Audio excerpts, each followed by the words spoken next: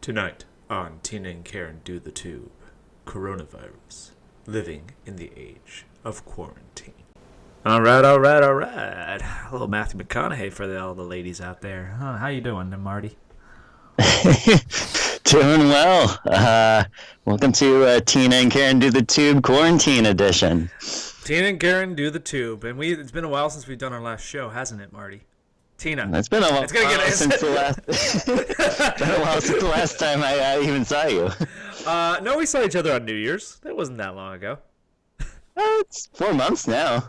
Wow, how time flies, right? Oh, it's 3 months. January, February, March. Yeah, 3 months. At the end of April, it'll be 4 months. It's all right, months are hard. I'm in quarantine brain right now. So quarantine brain. How's the quarantine been treating you, Marty? Tina.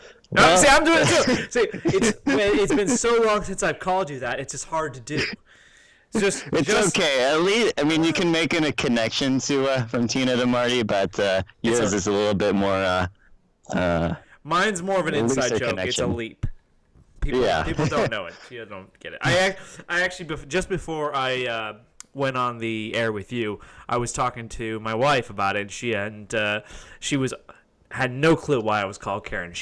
I told her all about our show together. I told her about our show that we did together in high school, Tough Guys, Tina and Karen. Went right over her head. Because didn't make any sense at all. I showed her the movie, but I couldn't find the actual clip.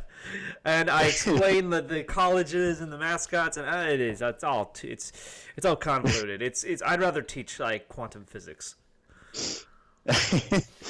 Rather than trying to explain why you got the nickname Karen. Possibly, she probably understand it better. A lot. I'm not really good with the nickname, but anyways, the quarantine has been treating my life pretty okay. I mean, I definitely would say that at this point I just feel grateful to, one, have a job, and two, to be where I'm at, because for some people maybe much worse situation, New York, Italy, Spain. So it's not like Washington when like a month ago was like the hotbed for this whole thing. Yeah. And for whatever reason, we've just sort of fallen off the way. Well, I don't know, maybe. As much as I dislike the guy, I actually have to give a lot of credit to Inslee. He's done a fantastic job managing this whole crisis. Yeah, he was one of the first people to take really, big steps. Limit the gatherings. Yeah, that's saying something considering you're not a big government type of person. Oh, no. Well, I mean, okay. So we could go on about that because, like, I have some mixed opinions about that. For one, I am a libertarian-leaning person, and 99% of the time I think I'm right. But there is the time where it actually benefits to have a big government that can take care of people. And in terms of national crises, wars, medical emergencies like a pandemic, it is good for the only thing that has all the resources to act swiftly is a big government. But as long as they relinquish control at the end of the event. Because I'm looking at some of these timetables, and I'm not convinced that a lot of these governments are going to relinquish power. Oh, yeah, if they get a little sweet taste of it, and they're like, Well, you know the old expression, never let a good crisis go to waste. I have heard that one. Who came up with that? I don't know. I would love to find that out, but I think it speaks volumes of how politicians think. They like to get people scared, and when people are scared, they will vote for whatever makes them feel more secure. But oftentimes, well, it's easy to grow the size of government. It's almost impossible to shrink it. True, yeah. Unless you're just going to overthrow it, and then you just have this... Then you have the weird cycle of like no government. Yeah, every couple of centuries you need a good revolution. That's what happens. Yeah. I have to commend Inslee, too. I think they just passed a... law banning statewide the use of facial recognition software. Is that right? Oh, thank God. Well, what's that do for our phones? I don't know. It's by government, obviously, and. Good on him. You know what? Another point in the column for Inslee. Except for like special cases where like they have to get like certain like stringent approval. Huh. But Yeah. But how ironic is that like people are so worried about surveillance, and at the same time they live on social media and they carry around a camera in their everywhere they go with a mic attached to it. Can you imagine like trying to go through this crisis without, the internet and social media and all that? Once again, I think we're actually very fortunate because look at you and me. We're having a nice little conversation. You're in Seattle. I'm in Tacoma. Now there was always phones, but somehow this feels different. I don't know. I'm connected to the internet. We can actually, where would we be without Netflix, right? We'd be watching cable. Ugh. Oh God. You have to watch reality TV. God, Tiger Shark. Well, let's be honest. Netflix isn't that much better. What's that show called? Tiger Shark or Tiger King? God Tiger King. Damn that show. I mean, I just saw the advertisement for the first time just like yesterday, and the thing just kind of like creeped down my spine. Like, oh God, that's cringe. That's terrible. You know what that is? That's Honey Boo Boo for rednecks. Well, Honey Boo Boo is sort of rednecks. It's just not good.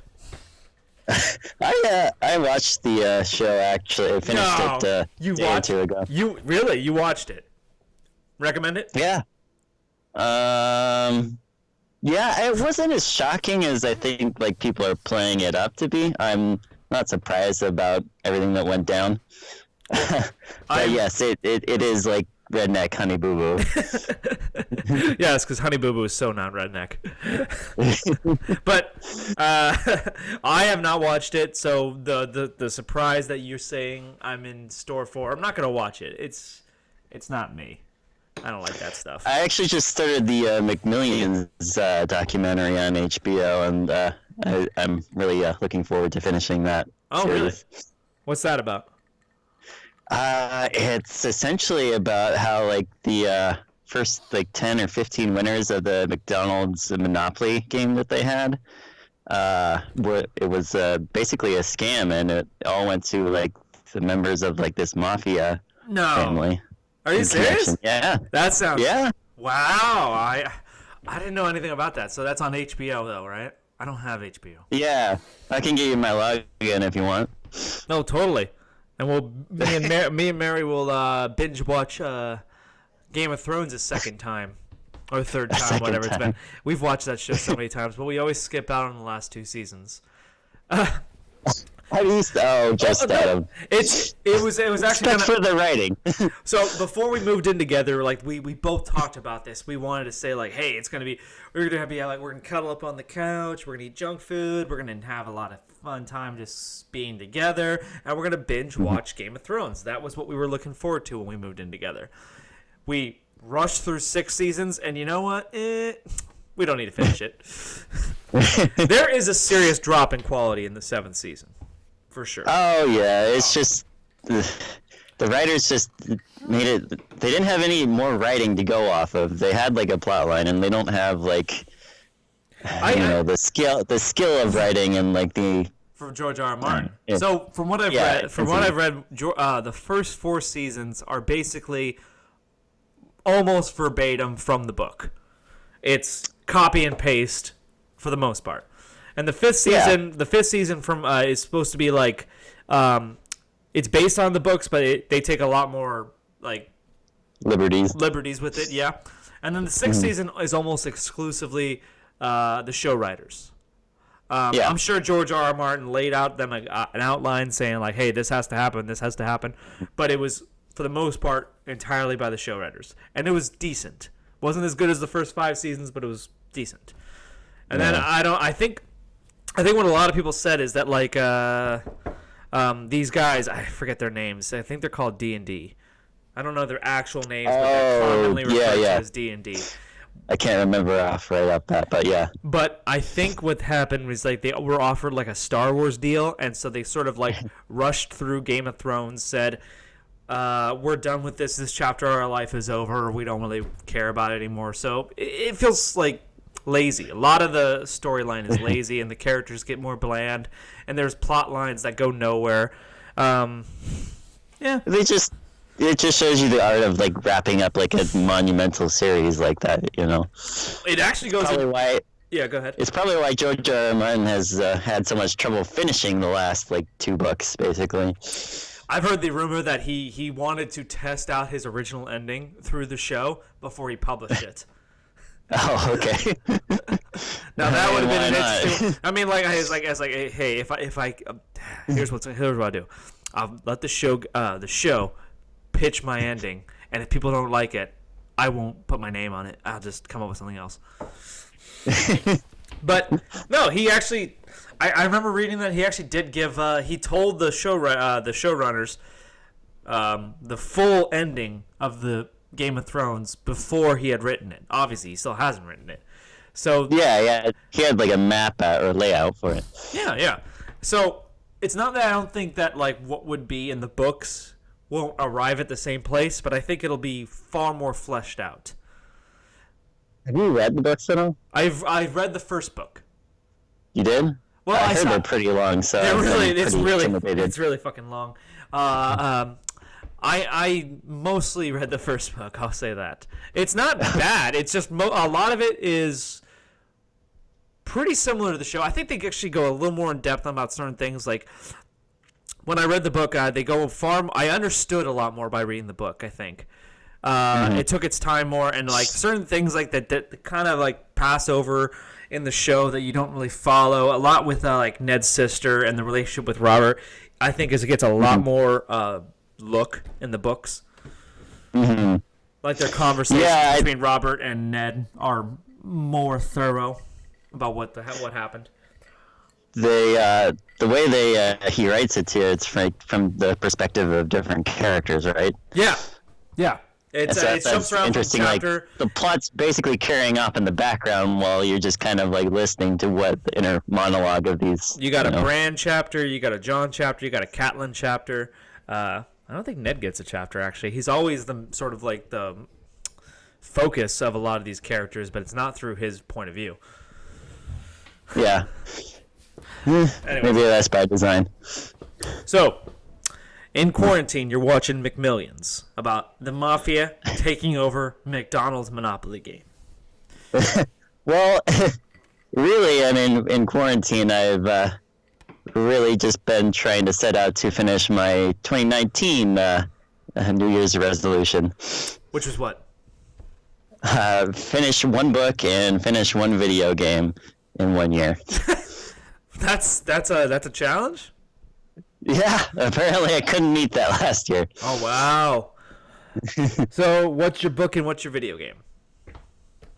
Yeah, actually, I've been playing my video game. I haven't got to the book yet, but priorities. The video game is called Planescape Torment. Never heard of it. It's an old 1999 top-down video game, kind of based on D&D. Kind of like Elder Scrolls? Yeah, kind of, or Baldur's Gate. That's how I got into Planescape Torment, was through Baldur's Gate. You know, if you're talking like retro games right now, what I was doing before coming on the air with you, I came home. My wife had told me that like she was kind of bored, so I thought, I got to get her into something new, and I got her to play Final Fantasy. Final Fantasy 7? No, I don't think that would be good. I mean, I'd love her to play Final Fantasy 7. I am so looking forward to the remake, and we can go into that in a second. But like, no, I got her to play 10 because I think 10 is it's got voice acting. It's more cinematic. I think that would be easier. More entertaining. It's more entertaining. I think 7's story is far better, and the game is better. But I think 10 is a better. Visually. I think 10 is a better introduction to the series. Okay. So I got it. Did you finish 10 before 7, or was it? No. I think you finished 7 before 10. No, right? 7 was the first game in the series I played, and it's still my favorite. And I'm looking forward like hell to this sequel. I'm a little disappointed in myself though. I've been so busy that like one of my goals was to redo my whole living room. I'm like retexture the walls, repaint, sand the floor, refinish it. You think this would be a perfect time for you to get all that stuff done? Well, I'm working. I'm Yeah, essential. yeah. You're, Yeah. you're still working full time, right? I'm still Or is full it- time. They've what they did to in my job is they staggered our shifts. So now I go to work at 5 a.m. and I get home at like 3:30. Oh, to kind of distance yourself from other workers. Basically, yeah. Everyone gets their work truck and they go. Everyone has their own truck, so there's no one riding around with each other. And you don't talk to anyone. There's no morning meetings like we used to do, which is actually kind of nice. It's all just get to your truck, go work, and go home. It's a lot of independence, which I love. That's why I say this quarantine's been really good for me because I've never enjoyed work more. Because I'm an introvert. I like being by myself. Well, there you go. Yeah, basically, kind of the same thing where I work is, boss pops in the morning, and then, either I or someone else pops in, and the other employee is just using their rest of their paid staycation time. They did offer like anyone with 2 weeks emergency medical pay. Do you get that? I'm sure it hasn't been discussed, but if there was an emergency, it would go through. Out of curiosity, since you are in Seattle, do you know anyone who's caught it?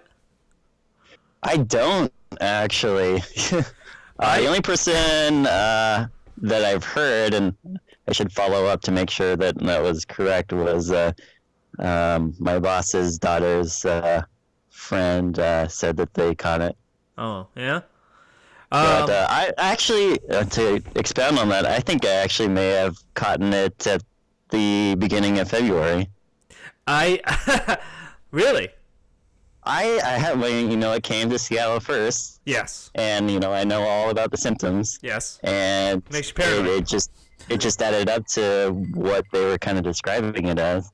Mm-hmm. Wow, that's actually I'm not 100% sure I had it, but I was really sick a couple weeks ago. Yeah, like right before the governor declared a state of emergency, I was sick.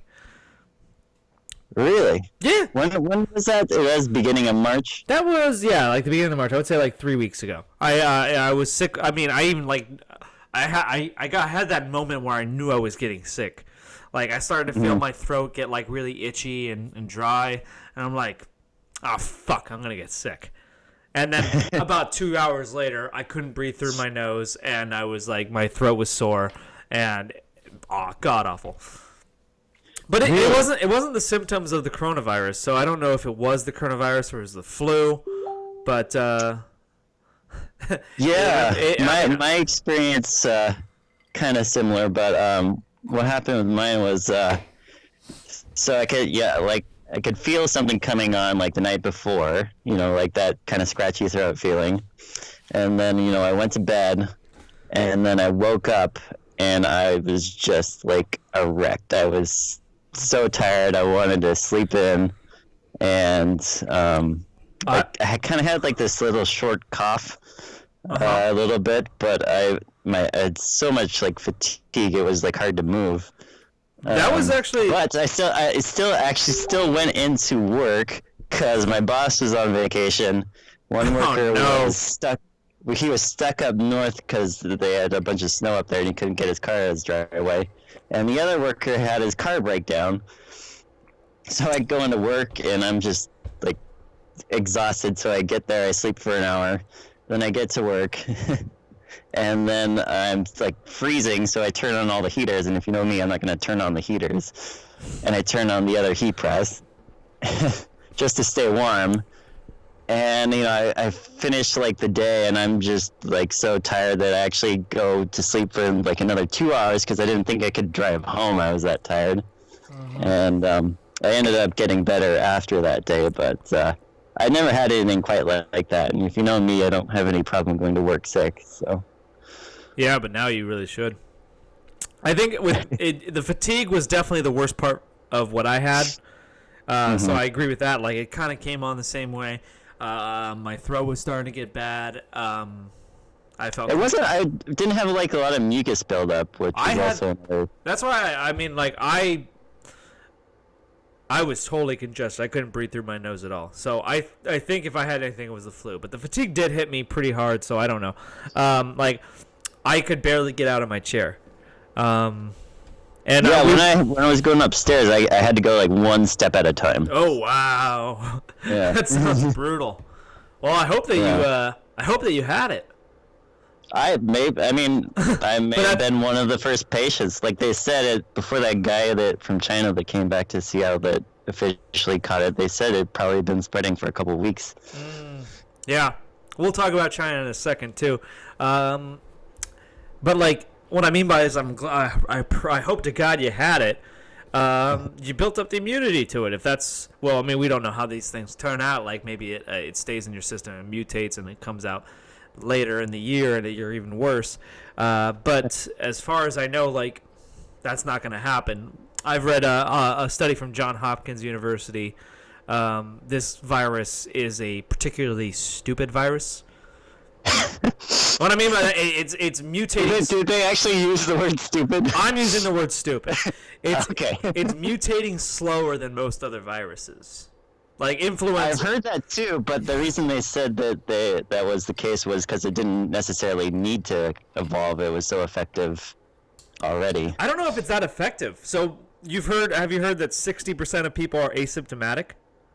I did. I heard, well, at least in Iceland, they had a small setting. I heard like 50% of the people tested that had it were asymptomatic. Yeah. Well, I mean, that means that the virus has probably infected far more people than we realize. So, like, when people calculate the mortality rate, what they're going by is confirmed cases and the people who have died from those cases.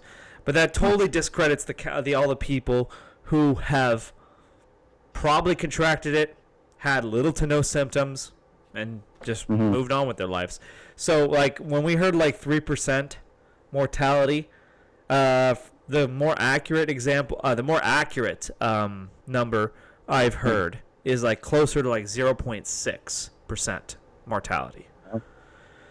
Which is not, it's not still nothing. on track to, No, I'm not saying it's not nothing, because like there's two other factors. Like, one, that still makes it 3 times deadlier than the flu. So there's that. And two, it's depending on the year. Yeah. No, I'm talking about the mortality rate in general for the flu is about 0.2. That over time. Yeah. So it's about 3 times deadlier than the flu. And then two, it's far more contagious. That's another thing. It could spread to a lot more people. Like the flu, from what I know, is that you're only contagious when you're showing symptoms of the flu. So it's very easy to avoid spreading the flu when you just stay home. But but with the coronavirus, most people don't even know they're carrying it. And like exactly, it's an incubation period of like 2 weeks. Yeah, you could be whole.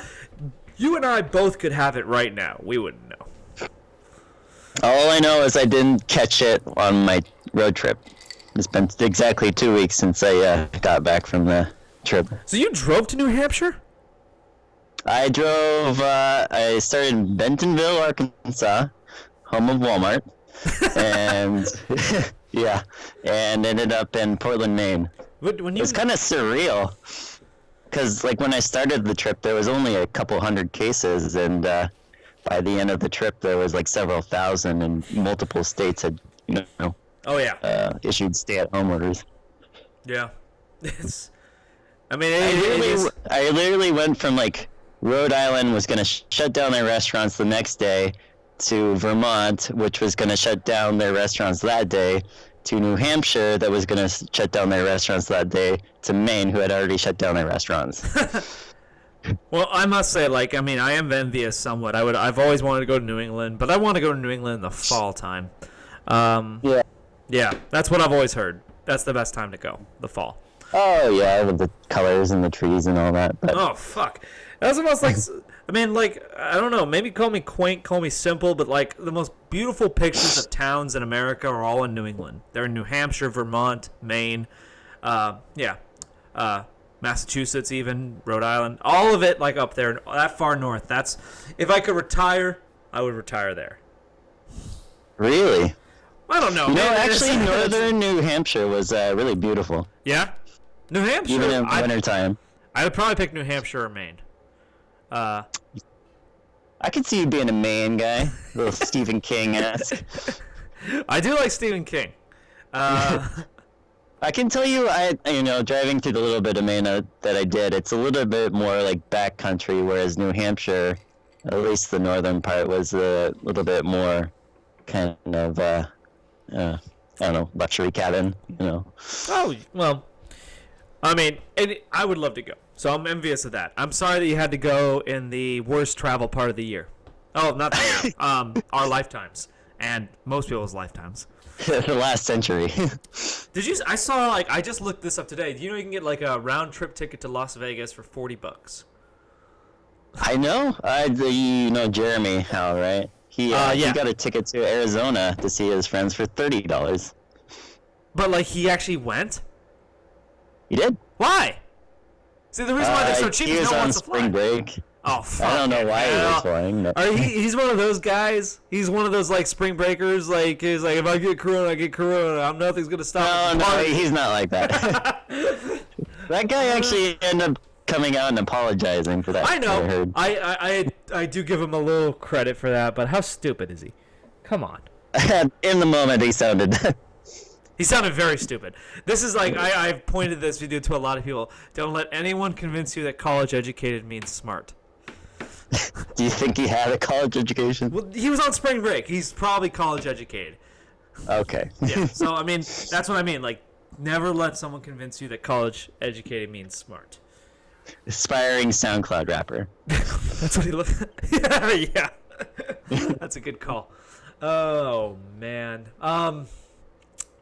Yeah, but so now we've talked a little bit about our personal lives and the quarantine thing. Let me ask you about what you think the measures we've taken. Are they too much? Are they too little? Are they about right? What do you think? That's actually something I've been struggling with, as being a millennial and being one of probably the least affected people out of all this. Mm-hmm.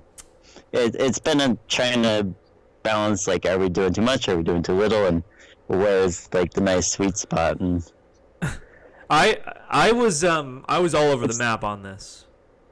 Yeah, my opinions changed, like, over time, Yeah, my opinions changed 3 or 4 times as well. I went from complete denial, this is nothing, we shouldn't worry about it, this sort of stuff happens every year and they make a big deal about it, to holy shit, this is the one that's going to kill everyone. We got to take this fucking seriously. Did you go all the way that far? Like, I did. I was like, well, I don't know. I wouldn't say apocalypse, but I do. I mean, like Spanish flu level. Yeah, this is like the event of our lifetime. That's still true to this day. We've had nothing like this, but since then, I was okay. So if I say apocalypse, that's being hyperbolic. What I mean was like. Like, we've had relatively easy lives, millennials. Even boomers really have had relatively easy lives. Like, there's been nothing like this since World War II or the Great Depression. Yeah, I mean, the best equivalent, was the Spanish flu. Yeah.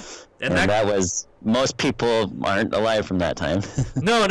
I actually had an argument with a guy online. A debate with a guy online. I do this for fun because it makes me feel intelligent.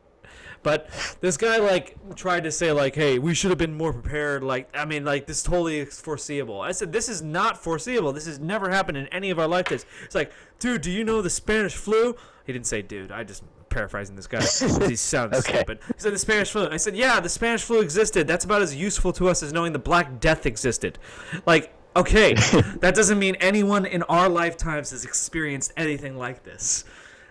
And I said to him, odds are no one in your like parents' or grandparents' lifetime has experienced someone like this. But that's what we're talking about. But no, it's obviously not that level. The Spanish flu killed like 50 million people in a less populated world. This has killed, what was it, like 35,000, which makes it about like a bad flu season. Total cases is over 1 million right now. Just that part is true. Yeah, so it could get a lot worse, and it's still on the upswing. So it could be a lot worse. Yeah, but it's still not like even Spanish flu level. But it's still the biggest pandemic of our lifetime, and probably biggest just event of our lifetime. Bigger than 9/11. So I think what you're kind of saying is, you just get the overall feeling of like how much we've taken for granted, how well we've had it for so long. That is definitely true, and I feel like that's not hitting enough people, and that bothers me. There's still people walking around like everything's normal. Do you still see that in Tacoma? Oh, Are yeah. there still people like out and about doing? No, there's not people out and about, but they don't take the social distancing seriously, which pisses me off. It's a pet peeve of mine now.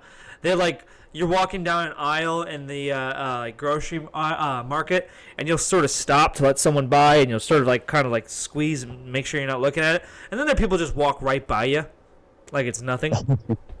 So yeah, I mean, like it's not that people are out like treating this like a holiday. It's just more the fact that people aren't taking social distancing seriously. I've had so many times where I'm talking to someone, I'll take a step back, and then they take a step forward, and then I take another step back. I've had those awkward encounters with people. It's kind of funny. Like it's something you would have never done in the past. You like make eye contact with these people and like, who moves first? But really, that's what I mean by people not taking it seriously. Just like the very least we can do to prevent this virus from spreading is just stay away from each other as much as possible. That's the whole idea. And then people aren't taking that seriously. So that's what bothers me. I mean, I heard a guy in Manhattan got arrested for surfing. I think that's extreme. Because in Manhattan? It was. I don't remember the actual place. I think it was on the East Coast, but he got arrested for surfing. Okay. And like, I mean, what's more social distancing than being in the ocean? You're not fucking near anyone. Like, so I don't know.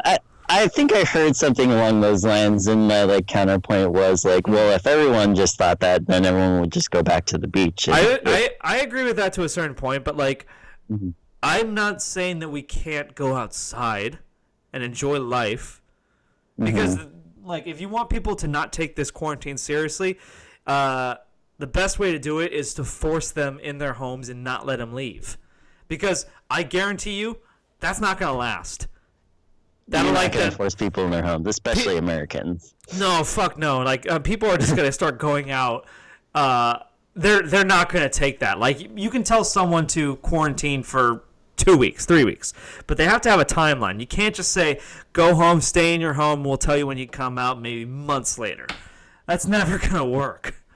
So the whole idea that the guy gets arrested for surfing or whatever, I get what you're saying. Like we don't want to encourage people doing it, but I mean, for me, it's just about the social distancing. Don't do anything stupid in regards to coming near people.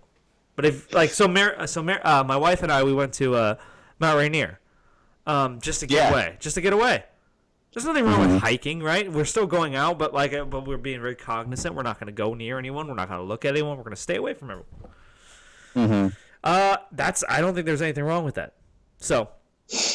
Yeah, I mean, so long as it's not like I had another person, a roommate, that went out to Snoqualmie Falls, and he said it was just such a packed trail. Like, it's hard to keep your distance from people. Yeah, there was a lot of that. The ironic part is they've shut down every sort of entertainment and recreation, but they can't shut down nature, so everyone had the exact same idea. Let's go hike. I know they've closed off parking lots in like Golden Gardens in Seattle and several campsites for several national parks, but so I'll let you know where I'm at right now. But like, but once again, I'll just reiterate my sort of saga. I was at complete denial. This is not a big deal. 2, this is really serious. We need to take it fucking seriously. And now I've come back down more towards the middle ground, where I am not. It's not that I'm not taking it seriously, but I'm starting to consider the ramifications of our actions. To quote Trump, we can't let the cure be worse than the problem itself. Because that very much is true. Because like. Yes, this pandemic has the potential to kill a lot of people. Well, an economic depression is going to kill a lot of people too. It would. That's no Yeah. joke. I mean, people. The lack of money and resources would. We're talking. kill people. They're going to say like 43 million people in the United States are going to be unemployed by the end of this. Yeah, including me and the rest of my crew. Oh no, is that right? Well, we're scheming. You're scheming. To You're be trying blunt to about keep. You're trying to keep alive. But that's what I'm talking about. Like that's like I've talked to more people now who are more afraid of the recession that we're going to face after this. Fuck recession. This is gonna be a fucking depression. But like, and less people are afraid of the actual virus itself. Because I know the statistics on the virus. I know the mortality rate isn't as bad as they thought it was. I know that the average. It's incredibly contagious, though. I agree on that. Yes, it's incredibly contagious. I know that the average age of death is 80. I know the average. Yeah, and it seems to affect the people differently too. And like I know older people especially, and old people. blood type seems to be a thing. Yeah, I've heard A positive blood, or maybe just A blood, is more affected. The average age of hospitalization is 65. And if you're under 45, your mortality rate is like 0. It's like it's almost non-existent. So we need to protect lives, but does everyone need to lose their job and life savings to protect the lives of people who are already sick and old? And it sounds so callous. That's why I don't like saying it, because I got older family members I would never want to see die to this thing. But like at the same time, I got brothers and sisters who are going to be losing their jobs and be facing like severe economic downturn, and like you tell me that doesn't have like health or like life-threatening ramifications when people like lose everything. There are going to be a lot of suicides if this goes on. I can tell you, having like invested virtually all my money in the stock market in January. Oh no! It's taken quite a hit. Oh man, I bet you're a gold guy now. What's that? I bet you're a gold guy now. Oh no! No, you're not that guy yet. I'm all about the long term, but a lot of people I think are thinking the market's just gonna bounce right back. Oh fuck that! So you saw how the stock market has had a relatively good week or so. I mean, it's starting to go back down, but like it had a good week. Yeah, it had a decent week. It had a really good week. I try not to like pay attention to it too much. Well, it had a really good week. But like, there's like the people who thought, oh, we're out of this. I was like, we're not fucking close to being out of this. This is just sort of people like realizing that like they're coming to grips with what this is gonna be. So there's more optimism. But this doesn't prevent the fact that a lot of small businesses are going to go under and a lot of people are going to lose their jobs. And, like, this is not even close to being over. Oh, the restaurant businesses might see, like, the biggest hit. Oh, definitely. At least for small businesses. Airlines probably. The airlines are getting bailouts. Airlines and cruises. The airlines are getting bailouts. But not that they're going to recover necessarily, but... Yeah. But better than especially small for businesses. like restaurants that are work on such small margins, small margins, and like when you basically when the stimulus package basically pays people to stay unemployed. Yeah, exactly. So like that's not good. So yeah, good luck trying to keep your business afloat without labor. Yeah, have you know of Tom Douglas, the Seattle restaurateur? No. He has like the Dahlia Lounge, and so he's probably the biggest name in Seattle, restauranting. Mm-hmm. And he has like 13 different restaurants that all had to kind of close down temporarily. And he says when they get back up, he doesn't think that he'll be even able to open up half of them. He's taken such a $3 million loss because of all the taxes and payrolls and all that. In order to kind of, keep the business alive. Oh yeah, I mean, I'm really, really, my heart goes out to all the business owners who are trying to keep their businesses alive right now, like to you and Lane. Like, I mean, like really, like when people like lose their jobs and livelihoods, they're not thinking buying jerseys. Actually, we're seeing a real increase in youth products Stop. because all the schools have closed down, and all these parents Stop. need to keep entertaining their kids. Are you kidding me? Well, that's not gonna last. I mean, I'm not. Okay, that sounds pessimistic. I know. I'm sorry, but I don't get some people sometimes. Like that's not where I'd be spending my money. Yeah, I mean, especially since we're in the sports business, you think we'd see the most ramifications, but Well, yeah. right now online is the same as it was last year. Well, that's good, but baseball season won't start anytime soon. Odds are the football season will be gone. Do you think they're going to cancel the NFL this season? From everything I've heard, Fauci basically has said that there's good evidence to suggest that this is going to go away for the summertime, but we're going to have another wave of it hit us in the fall. So a lot of the same measures you're feeling right now, more likely than not, they're going to do similar measures in the fall. Now, it might not be the same because if it does die down during the summer, you'll have a whole summertime of just ramping out production on ventilators and ICU beds and everything they need at the hospitals, PPE, to make sure that this is handled. And I have to believe that that's going to happen. I mean, I don't think we're facing that many shortages right now. So if they have all summertime to work towards preparing for this, they'll be fine. Mm-hmm. But it's likely to come back around, for a second wave. Yeah, I think that's what happened with the Spanish flu, and for whatever reason, viruses tend to wane in the summertime. But they don't like the heat. They don't like the heat. But it's still going to exist in pockets, and that's probably why it still lasts so long. That's why a lot of people who there's so many people who are speaking from confidence. Why don't they do this? I don't know why they don't. I mean, it just shut up, man. You don't know what the best strategy is. For countries like the Netherlands and Sweden, we don't know if they're doing the right thing. You know what's going on there?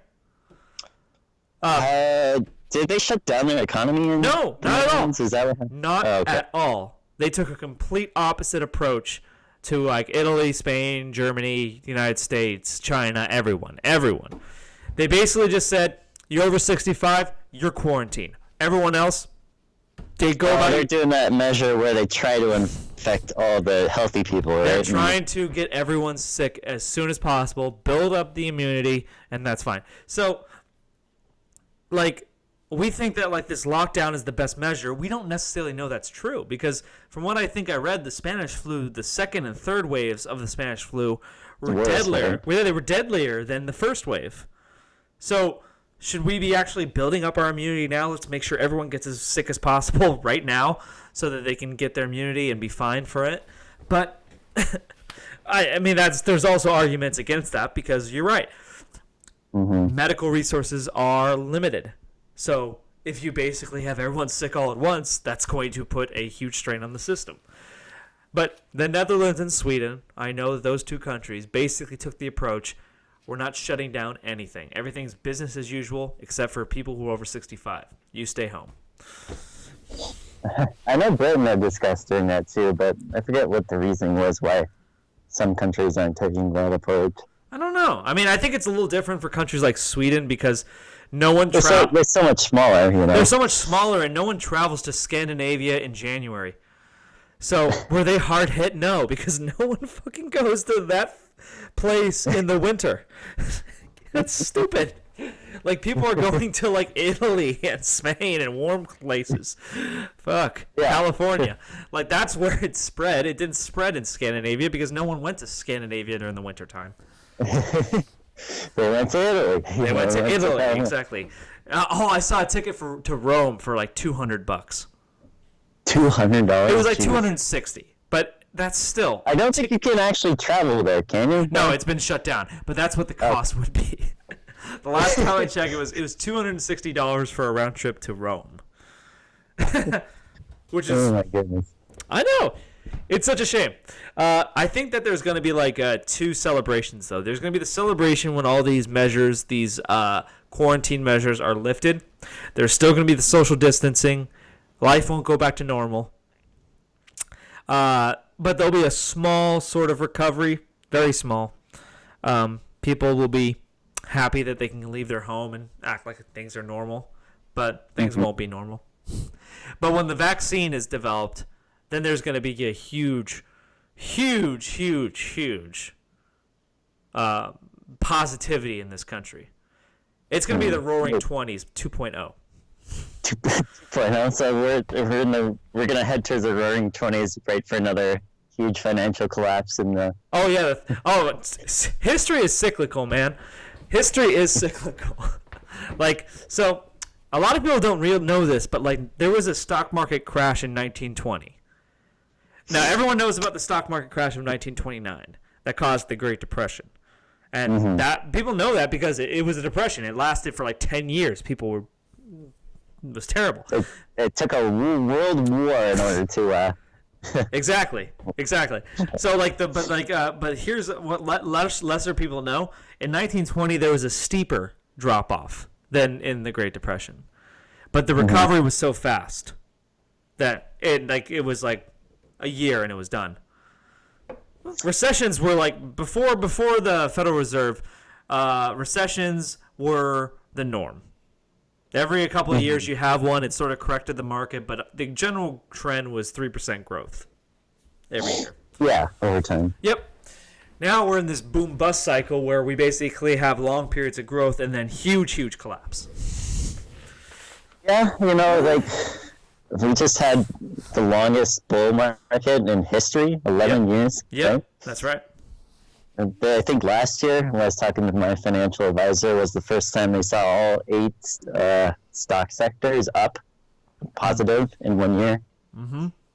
That's crazy. And I think a lot of the stock market had been looking for a drop-off for quite some time.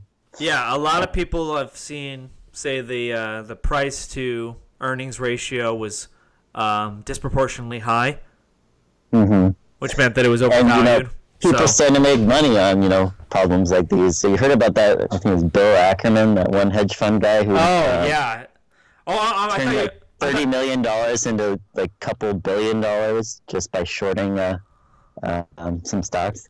Oh, wait, I always thought you were talking about the politician who sold everything off and made like $20 million. No, I heard about those people. That's what my boss did, actually. He sold everything after like the first 1,000-point drop. Might have been like, for people like you and me, it doesn't matter as much. For someone like Lane's age, yeah, it's important.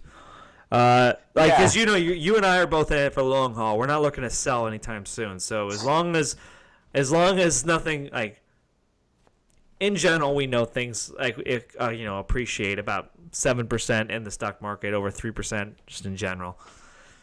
So we're fine. We'll be fine. People who are planning on retiring, they're fucked. Yeah, the people planning to retire, so like the people in their 50s and 60s. 50s and 60s, yeah, they're the ones hardest hit by this. Well, no, there's a lot of people who are unemployed. I'm not going to say they're the ones who are hardest hit by it.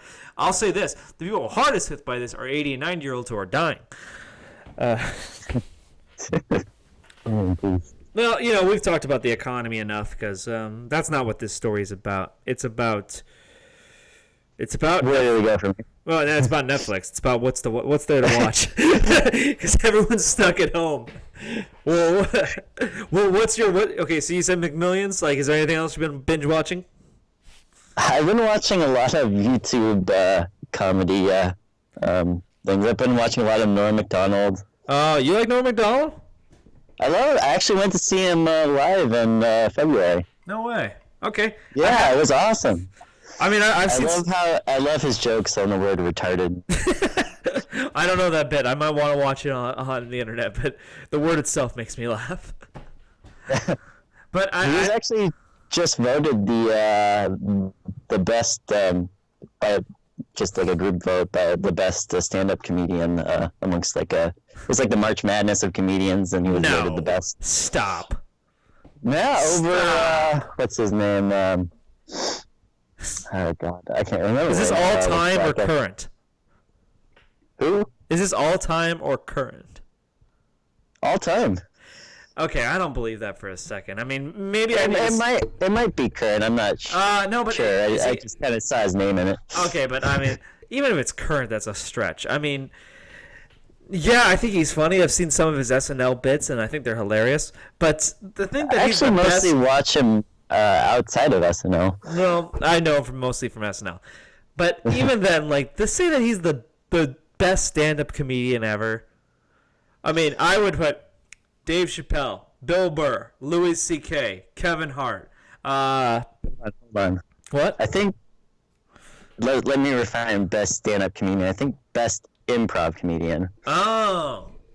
Okay. Ryan Yeah. Stiles. Who? Ryan Stiles. Whose line is it anyways? You know that show. Right? Oh, yeah. Those guys are hilarious. You That got show, man. Oh, that's a great show. I've binge watched just like clips of that show before. It's so good. Do you have a favorite from that show? Was it Oh, man. Who's the taller guy? that was Ryan. Is that Ryan? Yeah, he was the bald guy was Colin, the black guy was Wayne Brady, and then they usually had a fourth guy who was just random. Yeah, they like mix it up every other season. Yeah, but Ryan Stiles was my favorite. He was pretty funny. I actually went up to a stand-up theater in Bellingham. Really? Yeah, I went to like an improv show, and I was actually called upon for some answer that they needed. Oh my God! Now that we're talking about stand-up, I gotta tell you this story because this actually happened. I haven't told you about this. Mary and I actually told you we were going to go up to Seattle, and we invited you to hang out, but you were busy or you just didn't feel like going out. I don't know what it was. We went to I think it was just bad timing. Just bad timing. So we went up to Seattle, and we had a really good day. We went to coffee shops. We went to Pike Place Market. We had a good lunch, good dinner, and we went to my brother's restaurant, which I guess now is not going to be a regular down thing. now. It's shut down. Like I know. closed forever, I think. It is. Mick's lost his job. It's closed, Yeah. unfortunately. But one of the things that my wife and I did while we were in Seattle is we went to a stand-up show. Yeah? Yeah, that was. It's so funny in hindsight, but it is so off-putting if you're actually there. It's the funniest thing about something completely unfunny you'll ever imagine. Really? Oh, yeah. Well, like, okay, so we went into this place, this bar, just to get coffee because I was feeling a little tired and I wanted to pick me up. And the guy told us, "Are you guys here for the stand-up show?" And I'm like, "No, I didn't know about what stand-up show." And they said, like, what was the name of it? Shoot. I don't remember the name of it, but he basically said that, like, they have a weekly get-together of stand-up comedians upstairs, and they do really dark comedy. Really. Okay, yeah. And I was like, wow, actually, you know what? Like, I like dark comedy. We'll come back. So we left. We went to the Space Needle. We came back. It was right around time for the stand-up. So we go upstairs, and we listen to the stand-up, and oh, my God, is it awful. Okay, so bad. Well, okay, it's so bad. Like, okay, so we only stayed for two comics. The first guy. I imagine they're all local comics if it's like an underground sort of thing. It's you wouldn't have heard of anyone. They're all like aspiring comedians. Is more like that's the best way to put it. But like they're just like a group of like 10 comedians, and they get together every week just to tell each other jokes and stand up. So they're really happy when they get new members to come in. So when we walked up there, you kind of tell that we were outsiders. So they're like, "Oh, we got some new people. That's great." All right, okay, but the first guy wasn't funny, but he was a comedian. Okay, you could tell he was telling jokes, they just didn't land. The timing was right, the inflection was right. You could tell he knows what he's doing. I didn't think he was funny. He didn't get me to laugh, but I knew I was watching a stand-up. Then the second guy came up, and then he just sort of just talked for like 5 minutes. And he wasn't really like making any punchlines or making any observations. He's just talking about his life and really depressing stuff. He was like, is he trying to do like a stream of like consciousness sort of comedy. No. It's not like you know, like Stephen Wright.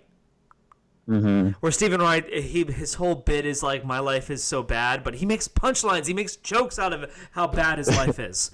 No, this guy basically just went up and it's all dry. It's like, my grandmother died recently, so that was harsh. That was pretty bad. I don't even know how I'm dealing with it. It's just really, really bad. I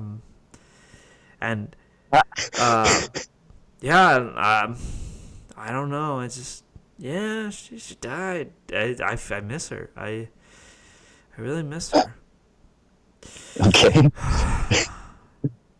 Dude, I'm not even exaggerating. That was the whole That's how it For like 5 minutes, this guy was just talking about how depressing his life was and all the people who've died. There wasn't even like a point where I kind of chuckled because it was like there was no punchline. It was just a guy crying up on stage about how bad his life was. It was so uncomfortable. It was so bad. It wasn't like when we went to that show in New York. No, the New York show, they had a few good comedians. I like that. Yeah, I remember that. Yeah, that was fun. We went to the stand-up in New York. That was worth it. This was only worth it to tell the story of it afterwards. While we were there, it was just phenomenally uncomfortable. I mean, can you think of one joke that kind of made you laugh? No! I am being dead serious. There was no jokes. There was a guy standing up on stage for 5 minutes talking about all the people who have died in his life. There was no punchline. I cannot exaggerate. I'm not exaggerating. I cannot emphasize this enough. No jokes. Just a guy standing up there. My cat died. And I don't know how to feel about it. And then you list another person. He's like, I don't know how I feel about that. I feel like there was a couple of people in the room who was trying to cheer him on and get him to feel like it's like we're with you, buddy. Like there was a couple nervous laughters, I think, but okay. But there was no one really pity laugh. Pity laugh in the sense like, hey, like I see where you're going with this. This is gonna be funny, but at no point did it get funny. So okay. So I mean, how many people were in the audience? I think there was like 10 or 12 people. It was a small group. But yeah, that is we got some new people here. Yeah, I really do wish I knew the name of this group, but it was essentially, it's just, I think, like a dozen or so aspiring comedians here in Seattle who just aren't very good. The first guy, good, in the sense he didn't make me laugh, but I think he knows what he's doing. Uh-huh. But like, we did not stay for a third guy. After the second guy, it was just. You were left after 2 people. We just left after that one guy. He was so depressing. Like, I can't imagine what the other people would be like. I mean, like, how bad is this? We were not going to stick around. No. Don't usually the better ones end up finishing the show? I think those for like small gigs. No, like I that, think it's an open mic. So if it's an open mic, it's not really no. It's like they didn't have like a set list of guys who were going to be coming up. It's an open mic. It's like a group of 12 aspiring comedians. It just, oh my god. It's only worth it so I can tell people that I've sat through the most uncomfortable stand-up ever. I mean, it's worth it for that. You sound like you had more fun telling the story than you were living the story. I told Mary when we walked out of that place that this is one of those stories you can tell for years and it's going to make you laugh more than you ever did in the actual event. Because that's how I felt. I felt like it is funnier than the actual. Oh, the story of us going to the stand-up was definitely funnier than the actual stand-up. Oh man! I mean, I guess to make a point, Seattle actually hasn't been the best grooming spot for comedians. No, it's all about LA and New York. No one goes to Seattle. I mean, Seattle has musicians, right? Yeah. No. Yeah. Who's the most depressed musicians that make art out of their darkness? Who's the most famous comedian out of Seattle? I don't know. That I was thinking about that while you were talking, and I haven't come up with anyone yet. Ryan Stiles is from Bellingham. Yeah, So I know that. Look, so I just typed in comedians from Seattle. Top headline. Are there any comedians from Seattle? this is something that There's I guess we not. have to tap into. Like, why are people not funny here? People are depressed in Seattle because it's like gloomy and dark 9 months out of the year. The Seattle freeze is the real thing. Seattle freeze. I thought the Seattle freeze was more referring to how unfriendly people are. I think it more has to do with like the dating aspect. Ooh, how is dating in Seattle? Well, right now it's about the same. Oh, okay. It's pretty good. No, I think there's my friend has a very interesting theory about what the Seattle freeze is all about. You want to hear it? Yeah. Okay, we have a significant lack of natural disasters. It's a tragedy. Okay. So like so the East Coast is ravaged by hurricanes every year. Mm-hmm. The Midwest has tornadoes. The West Coast has earthquakes maybe once every 10 years, 20 years? Not really? Yeah. So it's been 20 years since the big one in Nisqually. Yeah. Nisqually. Yeah, exactly. So it's been about 20 years since our last major natural disaster. So we don't need to depend on our neighbors the same way people from the East Coast and the Midwest do. So when you know you face natural disasters every year, your life could be dependent on the fact that you have to know who your neighbor is, because they might be the one ruffling through your shovel, ruffling through all the wreckage of your home to find you. So you think this is more like a geography thing? Oh, it's definitely a geography thing. What else could it be? I don't know. I think like a lot of the big comedians that I know usually don't come from small towns. They come from cities, right? Yeah. Well, I don't know where they come from, but they all they get big in cities. Yeah. Yeah. Well, I guess Norm Macdonald grew up in like Quebec, somewhere up there. But He's French Canadian. he's French Canadian, if you can believe it. Yeah.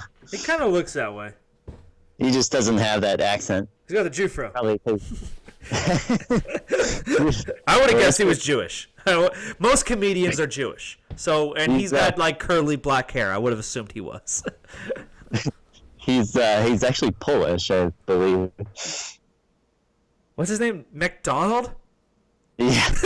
he said they changed their last name. Oh, okay. There are a lot of famous Polish McDonald's out there. Only one normal one. Oh yeah, Ireland, famous for their poles. What? Okay, wait. So they changed their name from whatever it was to McDonald because they assumed that the Irish were better accepted. Like what? I can't remember. What history book did they read? I don't know. I think you would choose like Smith or Johnson or something English, like plain or something. From what I know about immigration in the United States. Yeah, well, from what I know about immigration in the United States is basically Americans have hated every wave of immigrants until like they've been like accepted. You got the Irish in the 1800s, and then you had the Italians in the first half of the 1900s, and then you have Mexicans now. But it's like, yeah, like just it's what happens. Like Americans hate the outsider until basically it gets integrated, and it's all like, okay, you're part of us, whatever. You hear about all this like Asian hate because of the coronavirus? I've heard about that. I don't know is it real? I hear things, yeah, and my roommate is like concerned for himself too. Really? Yeah, Matt. Well, see, yeah, I know, Matt. I didn't know. Yeah. Okay, so I've read about that, but I haven't actually heard any specific examples. So I know, like in Texas, there's been especially a few different incidents. Okay, so I want to make this clear to any of our listeners. People need to... Any of them. Yeah, any of our listeners. The 5 of them out there. Do not conflate this do not conflate the Chinese government with Chinese people. That's simple, Yeah. okay? The Chinese government are assholes. The Chinese people are victims of those assholes. Or they're just regular people. I mean, it's partly due to them suppressing all the known cases that. Oh, dude, it's like 95% due to the fact that they suppress cases. They allowed 5 million people to travel outside Wuhan after they knew it was a transmissible disease. Fucking A. Fucking A! Like, I'm serious. Like, so, it's... Yeah. But I do want to make that clear, because if anyone thinks that it's okay to hate Chinese people because of this virus, that's stupid. Like that. Like, there's no reason to think that like a Chinese person has anything to do with this. If you want to hate, don't call it the Chinese virus. Well, you're talking about the whole thing with Trump. I'm leaning into it. Yeah. Okay, well, we'll talk about that. It's okay. So I'll make that clear. That don't ever like Chinese people are victims of this, just like the rest of the world are victims of this. But if you want to be mad at the Chinese government, I'm on your side. The Chinese government are assholes.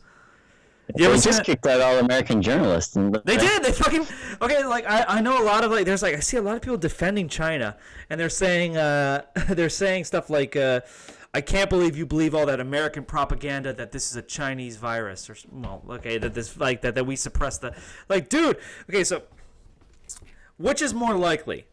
The free press in the United States and the West, or the oppressive authoritarian regime of China that actually jails journalists?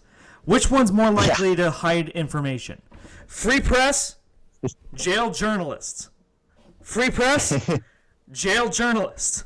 This is not even questionable. Like, why are people blaming America for this virus when it's very clear that the Chinese government's responsible? Didn't they jailed the doctor who was claiming they had another SARS-like virus on their hands? Worse, they killed him. Oh God. So yeah, so basically they've known about this virus since November, December of last year. One of the doctors, one of the very preliminary doctors who were treating this virus, put out a message on the internet trying to warn the world about this virus. The Chinese government forced him to basically broadcast a retraction, and then they basically killed him. They didn't actually put a gun to his head and killed him, but they basically forced him. Made him disappear. They made him disappear. So once again, anyone who's out there hating on Asian people because they can't understand that Asian people have nothing to do with this virus, yeah, they're idiots. I'm on your side. Fuck that guy who thinks that way. But anyone who's out there defending the Chinese government, I say fuck you. They literally treat their... You think there's people out there defending them? Yes! There's tons of people out there defending them. That's what I'm talking about. I've debated people like this. There's so many people out there who think Trump is more responsible for this virus than China. Okay, so Trump... Really? Trump has done a lot of things wrong in regards to this virus. He was the first one to shut down flights to China because of this. And he was called racist for doing it. But okay, so we can criticize Trump's response to the virus, okay? There's examples all over the world of how they're doing it. But if you put all your focus on how Trump has responded to the virus versus the Chinese government, which has covered up the virus, lied about it, and allowed it to transmit outside of China, outside of Wuhan, I mean, your priorities are in the wrong place. I think that there are a lot of people out there defending... Yeah, the communist fascistic government of China. Yeah. There are plenty of people out there defending it. The World Health Organization is out there defending it. Yeah, jeez. You saw the video with the Taiwan girl or whatever? No. I'll send you the link after this is over, but that's pretty embarrassing. I wish I could play it for you, but just for anyone who's listening in, no, we don't have any sort of way to play media on this podcast just yet. We're going to work on that for our next one, but for right now, we just have to bear with us. Anyways, okay. There's a video of a Taiwanese girl basically talking to the president of the World Health Organization, and she's talking. What is she talking about? She's talking about specifically the virus's effect on Taiwan and other things in relating to the Taiwan and China government situation. And the World Health Organization president ignored her question, called Taiwan China, and then basically hung up on her. So yes, I do think that there are people out there defending China. And once again, want to make this very clear. I am condemning the communist, fascist, fascist government of China. They're evil. I have no problem saying that. I'm very comfortable saying that. You think it's okay to call it the Chinese virus? That's where it came from. I was been going over this in my head because, I mean, they call it the Spanish flu, right? Yeah, and it came from China. Did the Spanish flu come from China? The Spanish flu came from China. But yeah. Do you know why they call it the Spanish flu? Why? I actually haven't dove into any of that bit of history. Okay, that's kind of an interesting thing. So the reason we call it the Spanish flu is because the Spanish flu broke out in the 1917-1918. What was another major news story around that time? World War One. World War One. Spain was a neutral country in World War One. So while the rest of the world was talking about World War One, Spain was about the only country in the world that was talking about the flu. Really? So okay, interesting. Yeah. So basically, just by being the first ones to report on it, it's forever known as the Spanish flu. Okay, interesting. Yeah. They actually are saying like how little 1918 is discussed in history textbooks. Because I think in school, I think we just kind of like, oh yeah, this happened, and we never actually dove into it. You know, the funny part, I think for a lot of like recent history, I think everyone thinks history began in World War II and moved on from there. America's finest moment. It is. Maybe it's probably a little bit of propaganda, but truth is like everyone knows every detail about World War II. No one knows almost anything about World War One or what the world looked like before World War II. I mean, like, yeah, we know a little bit, but like, for a lot of people, their most of their knowledge of history comes from World War II and the Cold War. It's from realistically, that's when kind of the modern society started to develop. And I think that's a fair point. I mean, there's a lot of history in those two major events. It's just, for whatever, the funny thing about World War One is that World War II sounds like a modern event. Like, you can relate to World War II a lot more. World War One. Yeah, World War II. Yeah, they make tons of video games about it. Like, they don't make ones about World War One. They make tons of video games about it, and I don't know. But when you look at what the causes of World War One were, it seems like it's more of an ancient war than it is like a modern war. Yeah, it's all about my Duke. So I declare war on you, and because you declared war on him, I gotta declare war on you. It's all about secret treaties with one another. Which is like it's so World War II. The cause of World War II is obviously the Nazis in Germany, and that's far more relatable nowadays than the Archduke of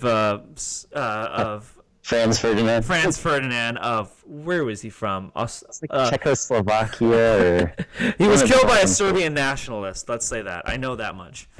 Okay. But like, does anyone know? Like, that might have been a huge event in 1916 or 1915. I'm a little fuzzy on the year, but like, okay, Hitler rises to power. That's a major world event for the rest of history. I don't think so major that no one else has kept the name Hitler. The name Adolf went down the drain. He was so bad no one even wants to take that name. It's yeah, I'd imagine so, because I mean, how cruel are kids with other kids' names? Imagine being named Adolf. That's not gonna go well for you. But it's also funny, like, he destroyed the mustache. Exactly. That was actually a popular name, but he destroyed a mustache. That was actually a popular facial hairstyle in the day. Was it really? I don't know how popular, but I think I read something that Hitler chose that mustache because he wanted to seem more relatable to his people, and Charlie Chaplin was very popular. I don't know that for a fact, but I think I read something that Hitler chose that little mustache because it was synonymous with Charlie Chaplin, and Charlie Chaplin was really popular, so he wanted to be popular. Why does Hitler's name take more precedent than like someone like Paul Pot? We still name people Paul. Joseph Stalin, we still name people Joseph. Yeah, why does he get credited? Is it just kind of an outlier name that? Well, it's German. No one likes Germans. That was okay. That's gonna get taken out of context. That was a joke, people. I got nothing but love for the Germans and all their sauerkraut and sausages and beer. Rammstein. I actually do like Rammstein. Oh, I love the beer. I just hate their people. That's why we keep loving the Germans. No, I love the beer. I love the sausage. Love all that. I just hate the people. That's all.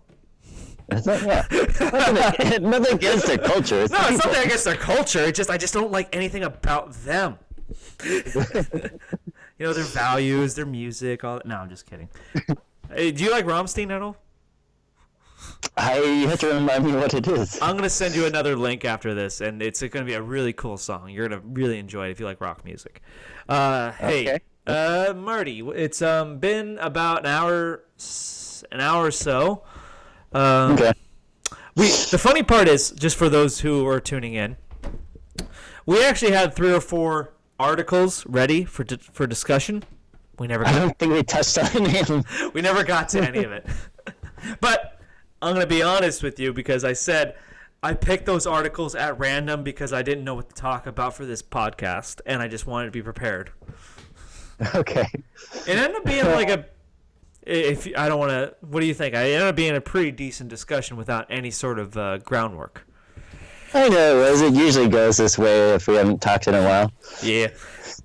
But just so our listeners, our regular listeners, all 5 of you, are clear, for our next show, we will have a much more formal show planned.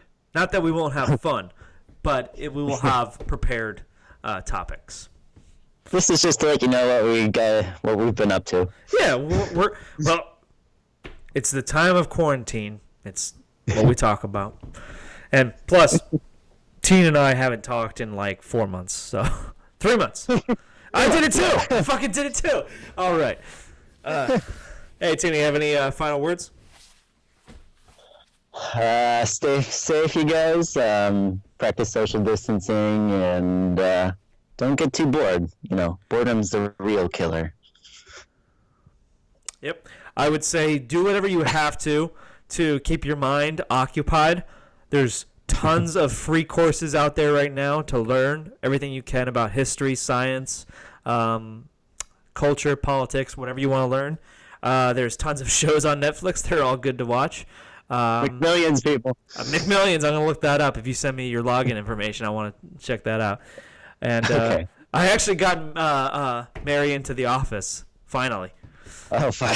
Yeah. What took so long? Well, she did. Okay, so when we first watched the show, it reminded her too much of her own life in her office, and she said some of the characters were a little too relatable. So it was cringe, and it was no. And I will admit that the first season's a little dry, right?